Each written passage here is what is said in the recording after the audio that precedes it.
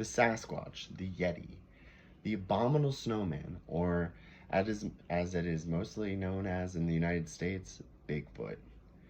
This cryptid has captivated many people within the United States and has become a household name. This speech is to learn about the different angles that surround the legend of Bigfoot and how this legend is used to promote interest into products. Whether it be a myth, a legend, or just a popular story, Bigfoot has become one of the most notorious cryptids to this date. In this speech, I'm going to be using articles from Becky Little from History.com, Lisa Kudane from BBC.com, Joe Nickel from SkepticalInquirer.org, the website PrehistoricWildlife.com, and BigfootInformationGroup.com. During this presentation, I will be exploring the following points. Where did this myth start, and what was the first account in the United States? Bigfoot could possibly just be a bear or some type of animal mistaken at a glance. Since the legend has become so vastly known to the public, entertainment industry started to jump onto the bandwagon of the craze to promote their products or to put their own spin onto the stories. Where did the myth of Bigfoot begin, and what was the first account in the United States? Some of the first sightings of Bigfoot come from the Himalayas, and they are known as Yetis there. Lisa Kudane wrote in her article for BBC that the legend came from an old tale about a creature called Meadow Cogmi, which translates to wild man of the snow. This creature was not aggressive and would always run away whenever sighted. She also believes that there are earlier accounts of a creature in the Harrison River Valley in Canada from 10,000 years ago from the Stehalis tribe that also describe a similar creature. In 1958, journalist Andrew Gonzoli of the Humboldt Times published a letter from a reader talking about a giant footprint found by loggers in Northern California, according to Becky Little from History.com. This was the turning point for the United States that sparked the interest of the legend and how the cryptid became known as Bigfoot. To the author's surprise, the audience was very captivated with this silly letter that he published. The name Bigfoot started to spread because the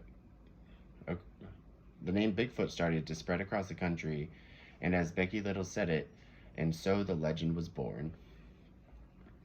Now that I've spoken about where the legend of Bigfoot began, I will explore the animals that could be believed to be Bigfoot. Bigfoot could possibly be a bear or ape of some type, being mistaken at a glance. Bigfoot is known in the United States mostly in the northwestern corner within a region that is notorious for having large grizzly bears. The similarities between sightings of Bigfoot and how grizzly bears act are very similar. Bigfoot is a tall, human-like creature covered in hair that walks on 2 feet. Grizzly bears also can stand on 2 feet, making them look very tall and human-like for themselves. Joe Nickel wrote about this in an article on SkepticalInquirer.org, saying, like Bigfoot, bears can appear as large, big-shouldered, hairy, man-like beasts. Their anatomy is consistent with bipedal standing, hence the long arms, though much less so with walking, and according to the Smithsonian's expert John Napier, at a distance, a bear might be mistaken for a man when standing still. This is not saying that all sightings can be ruled out because of bears, but it's just another possibility to deepen the mystery that Bigfoot is. Another theory that is out there with of what Bigfoot could possibly be is a descendant of an extinct species called Gigantopithecus blacki. This species roamed the earth 2 million years ago to about 350,000 years ago. Fossils of this species could be found in southern China. From my source, PrehistoricWildlife.com, the primate stood at 3 meters tall and stood on 2 feet covered in hair and had very long arms. Though this primate matches the description of Bigfoot almost to a T, it is extremely unlikely that the species could have survived this long without being properly discovered. Some enthusiasts believe that Bigfoot is an evolved version of the species that crossed over to the United States during the Ice Age. But again, that was so long ago, there would be records at this point of running into these, or at least being able to find them. Now that I've spoken about some of the theories of animals being mistaken as Bigfoot, I would like to explore how pop culture has expanded the idea of Bigfoot. Since the legend has become so vastly known to the public, entertainment industries started to jump onto the bandwagon of a craze to promote their products or to put their own spin onto the stories.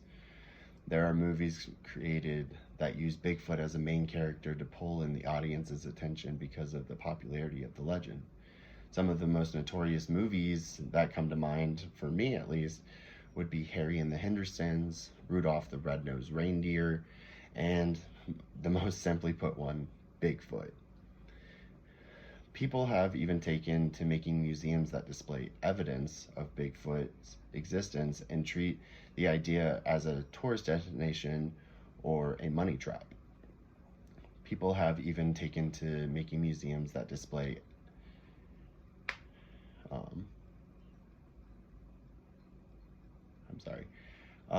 from BigfootInformationGroup.com, there are 10 museums across America alone that are dedicated to just the legend of Bigfoot. These museums range from the West Coast all the way to the East Coast. Each of these museums highlights the myth of Bigfoot and claim to have proof of their own within them. To sum it all up, Bigfoot is a legend that has been around for quite some time now and has similar but also different twists onto the stories around the world. There has not been any substantial proof to say that these creatures exist, but there is claimed proof to keep the legend alive. During the presentation, I discussed where the legend of Bigfoot had begun and when the name Bigfoot came to be, discussed a few animals that could be mistaken for the legend, and how pop culture has jumped onto the lore to help promote their products. Learning about where the myth of Bigfoot began helps understand how just a simple post on a newspaper can domino into not only into conspiracies, but even product value.